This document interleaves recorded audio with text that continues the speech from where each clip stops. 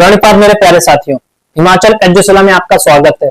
आज से पहले मैंने 2 क्लास पहले ले रखी है और आशा करता हूं कि आप वो 2 क्लास देखकर यहाँ पर आए होंगे। अगर आपने पहले देख रखी है तो आप उनका रिवीजन करके आए होंगे, क्योंकि रिवीजन करना बहुत ही जरूरी है समय समय पर, क्योंकि समय के पास इतना समय नहीं होता है कि वो आपको दोबारा समय दे सके। इसलिए सही समय पर सही चीजें करना बहुत ही जरूरी है, जैसा कि आप रिवीजन करके आए होंगे। तो आज हम अपना टॉपिक पढ़ेंगे क्या, व्यंजन। तो आज हम व्यंजनों का विभाजन पढ़ेंगे। सबसे पहले हम लोग क्या लिखेंगे, व्यंजन। तो व्यंजन कौन कौन से होते हैं आपको तो ये पता ही होगा, जो मैंने पहली क्लास में पढ़ा रखा था। तो देखिए व्यंजन कौन कौन से होते हैं। क, ख, ग, घ, अंगा। समझ में आ रहा? पहले क्लास में देखा ना, कि फिर आपको मिर्जापुर दिखाई जाए। चलिए आगे देखते हैं। क, ख, ग, घ, अंगा। च, छ, ज, झ,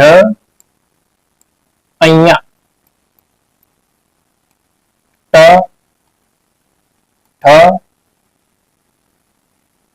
ड, ढ, अणा। त, थ, द, ध, न। प, फ, ग, भ, म। समझ में आई बात? ये 25 जो हमारे होते हैं ये वर्गीय व्यंजन होते हैं। वर्गीय व्यंजन क्यों होते हैं? क्योंकि आप जानते हैं वर्ग जो होते हैं इनकी भुजाएं समान होती है। जैसे ये भी ए होती है, ये भी ए, ये भी ए और ये भी ए। वैसे ही ये 5 है और ये 5 है। इनकी जो लंबाई और चौड़ाई है, लेंथ और ब्रेथ, दोनों सेम है। इसीलिए हम इसको क्या बोलते हैं, वर्गीय व्यंजन। और वर्गीय व्यंजनों की जो संख्या होती है कितनी होती है, 25। क्योंकि ये भी 5 है, ये भी 5 है। 5 इंटू 5 25। अब जिनमें से 16, 4 20 और ये 5 25। अब 16 कौन से होते हैं? 16 जो होते हैं वो होते हैं स्पर्शी व्यंजन। स्पर्शी व्यंजन, ठीक। और 4 कौन से होते हैं? स्पर्श संघर्षी व्यंजन। स्पर्श संघर्षी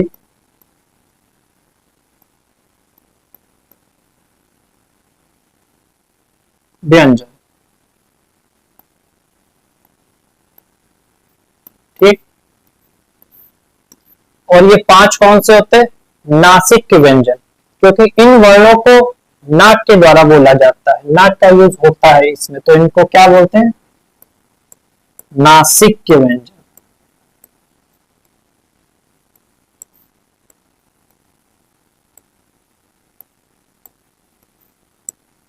इन व्यंजनों को बताने से पहले आपको थ, ध, भ के बारे में बता देना चाहते हैं। जैसे वर्ड होता है थर्मस, थर्मस लिखा,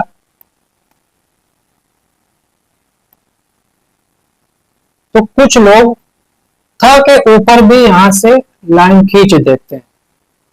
ये गलत बात है, इसमें पाप लगता है। ऐसा हम लोगों को नहीं करना चाहिए। क्यों? क्योंकि ये जो घुमावदार होती है घुंडी, इसके ऊपर हम लोग लाइन यानी सिरोरेखा, इसको हम लोग नहीं चलाते हैं।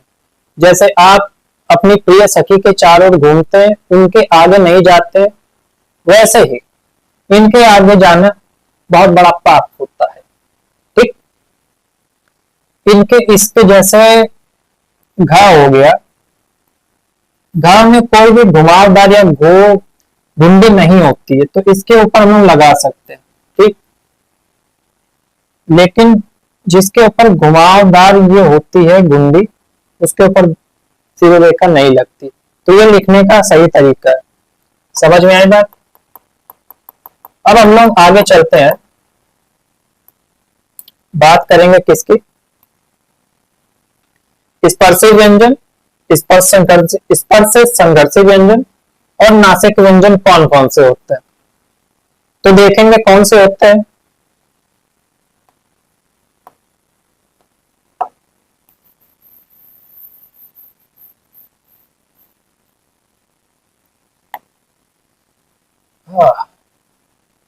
ये जो लास्ट के 5 होते हैं, 5, कौन कौन से? अंगा, अया,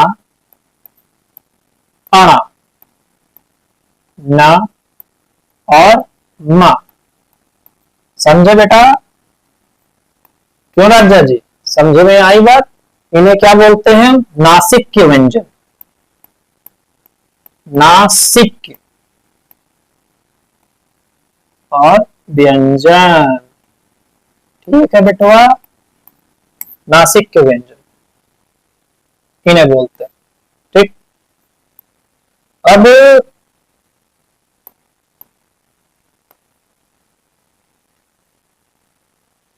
स्पर्शी व्यंजन कौन कौन से होते हैं? जो 16 थे, 4 ये हो गए, और बीच वाले को छोड़ के बाकी के 12 जो होते हैं वो अपने कौन से होते हैं? कौन से होते हैं? स्पर्शी व्यंजन। समझ में आई बात? स्पर्शी। और जो ये होता है च, छ, ज और झ, ये कौन से होते हैं? स्पर्श संघर्षी। इनको बोलने में हमारी जो जीभ है वो अगल बगल छूने के साथ संघर्ष यानी घर्षण उत्पन्न करती है, उसे ही हम लोग बोलते हैं क्या? स्पर्श संघर्षी। स्पर्श संघर्षी व्यंजन। ठीक, इतनी बात आपको समझ में आई, आ गई होगी। बाकी नोट तो आप वैसे नहीं करेंगे, बाकी करनी हो तो कर लीजिए। समझ में आ रहा? ठीक, अब इसके बाद हम लोग चलते हैं किस पे? किस पे? अंतस्थ व्यंजन पे। ठीक, अब हम पढ़ेंगे कौन से व्यंजन? अंतस्थ। अंतस्थ व्यंजन। अब अंतस्थ व्यंजन कौन कौन से होते हैं? पहले क्लास में बता रखा है। कौन से होते हैं बताना जरा। य, र, ल, व। ठीक है, य, र, ल, व। ठीक, ये होते हैं अंतस्थ व्यंजन, जिनमें से यह जो होता है, यह और वह, यह अर्ध स्वर भी होते हैं, क्योंकि ये अर्ध स्वर की भांति यूज होते हैं। कैसे? आइए समझते। जैसे एक वर्ड हम लोगों ने लिखा क्या? कौवा। वो जो काव काव करता है, कौवा। अब कौवा को हम लोग क्या लिख देते? कौवा। ठीक, कौ वाह, ये भी सही होता है। ये दोनों जो शब्द हैं ये सही है। जैसे ये जो आ है ये क्या होते हैं पता है? स्वर। ये स्वर होते हैं और इनकी जगह ये यूज हम लोग कर सकते हैं, इसलिए हम लोग इसको क्यों बोलते हैं? अर्ध स्वर इसीलिए बोलते हैं। और जैसे या हो गया, अब वर्ड लिखा महिलाएं, महिलाएं, महिलाएं मीन्स स्त्री। स्त्री में स्त्री वाला किस्सा याद है ना, वही वाली महिलाएं। अब महिलाएं को हम लोग क्या लिख सकते हैं?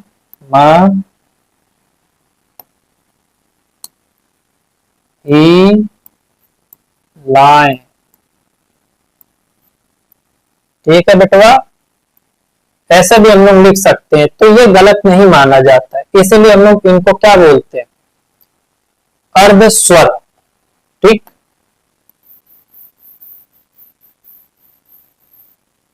अब इसके बाद यह और वह को हम लोग और भी बोलते हैं। क्या बोलते हैं? एक चीज और बोलते हैं। जैसे क्या? इसको हम लोग बोलते हैं संघर्षहीन सप्रवाह। क्या बोलते हैं? यह और वह को संघर्षहीन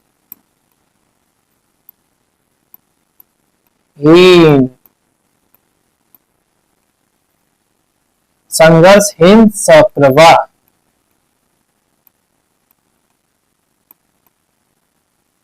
ठीक, अब ये संघर्षहीन सप्रवाह किसने बोला था? कौन थे? तो उनका नाम है क्या? डॉक्टर भोलानाथ तिवारी। डॉक्टर भोलानाथ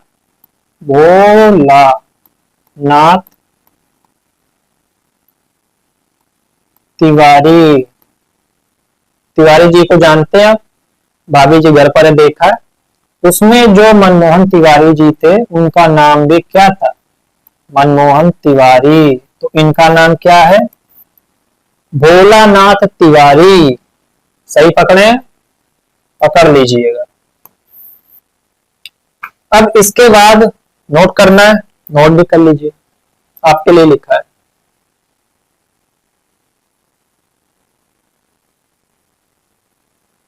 ठीक, अब आगे चलते हैं।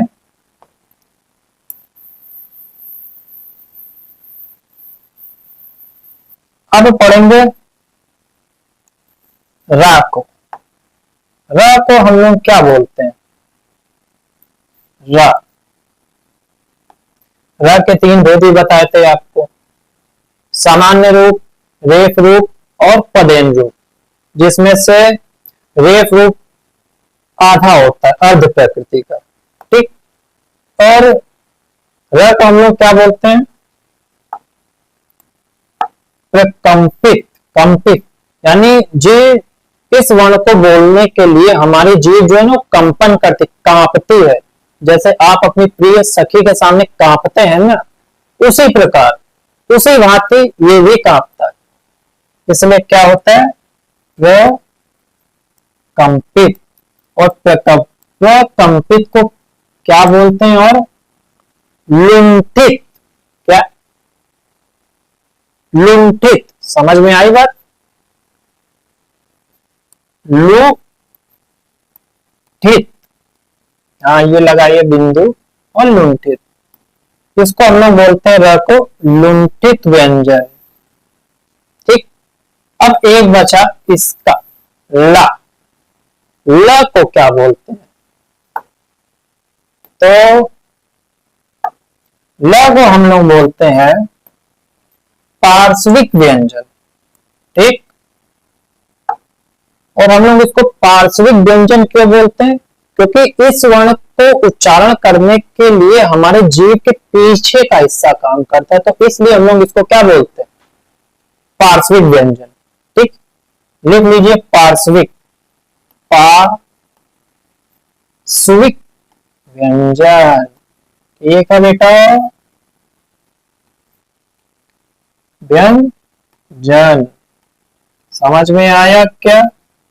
कमेंट में बता दीजिएगा। अगर क्लास अच्छी लगी हो तो सब्सक्राइब भी कर लीजिएगा और वीडियो को लाइक भी कर दीजिएगा। अब अंतस्थ व्यंजन के बाद हम लोग क्या पढ़ेंगे, नोट कर लिया? कर लीजिए।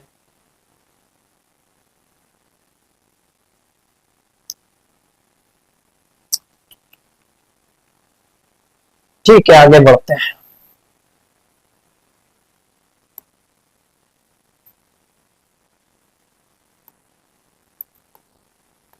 अंतस्थ व्यंजन के बाद हम लोग पढ़ेंगे ऊष्मीय व्यंजन। कौन सा व्यंजन? ऊष्मीय व्यंजन।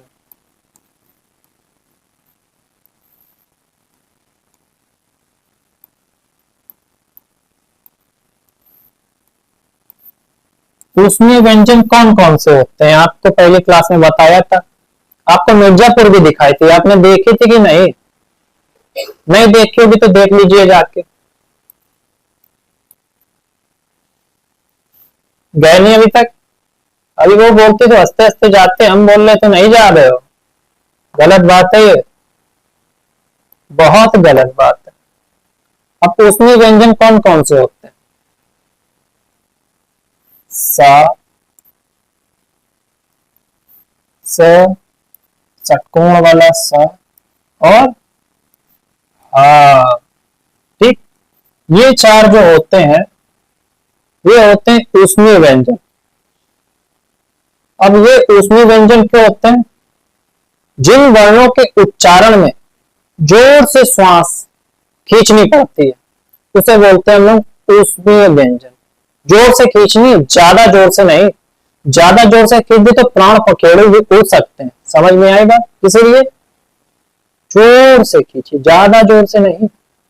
और जब इनको हम लोग बोलते हैं तो हमारे मुख से ऊष्मा बाहर आती है। जैसे आप ह बोलिए, ह, तो अंदर से जो गर्म ऊष्मा है ना बाहर आएगी। आपने थोड़ा मुंह, हाथ मुंह के पास लाइए और फिर बोलिए ह।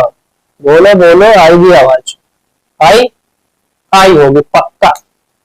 तो इसलिए हम लोग इसको क्या बोलते हैं? ऊष्मीय व्यंजन। ठीक है, ये होते हैं चार हमारे ऊष्मीय व्यंजन। अब ऊष्मीय व्यंजन के बाद हम लोग कौन सा और क्या पढ़ेंगे? तो इसके बाद एक टॉपिक बचा है छोटा सा, जो कि आज पढ़ा देंगे, जिसको हम लोग बोलते हैं आगत।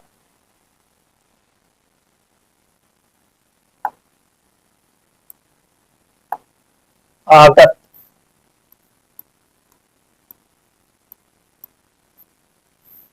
अब ये आगत क्या होते हैं?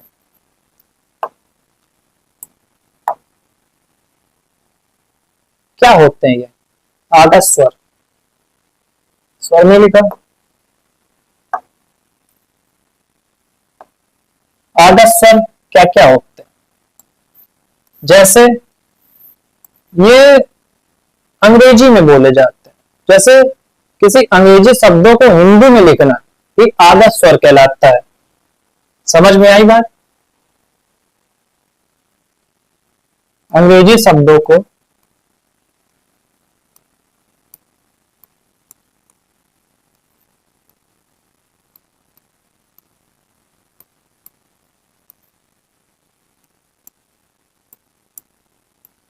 हिंदी में लिखना ही, हिंदी में लिखना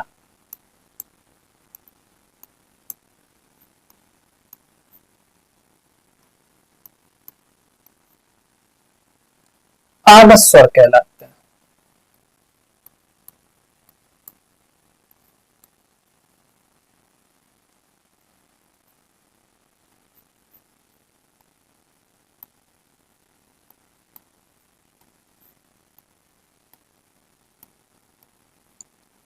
जैसे आइए जैसे दिखाते हैं आपको। ये हॉस्पिटल,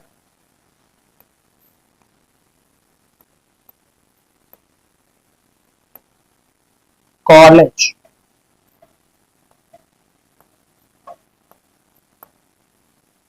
कॉलेज के बाद कॉफी,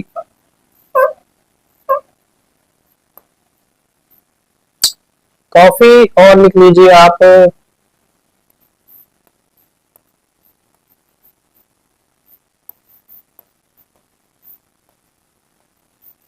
नॉलेज। ठीक, और इसको हम लोग कैसे लिखते हैं? हॉस्पिटल नहीं लिखते हैं बबुआ, हॉस्पिटल लिखते हैं, हॉस्पिटल। ठीक है, ये जो ऊपर ये होता है चंद, इसको हम लोग आगत सर को किससे डिनोट करते हैं? इससे ये लगा के। कॉलेज नहीं होता है, कॉलेज होता है। ठीक है, जब ऊपर ये चांद लग जाता है तो इसे ही हम लोग अंग्रेजी के वर्ड बोलते हैं कॉलेज। कॉलेज नहीं, कॉलेज। काफी नहीं होता है, कॉफी होता है, कॉफी। समझ में आया? नॉलेज नहीं होता है कभी भी, नॉलेज होता है। समझ रहे हैं? नॉलेज।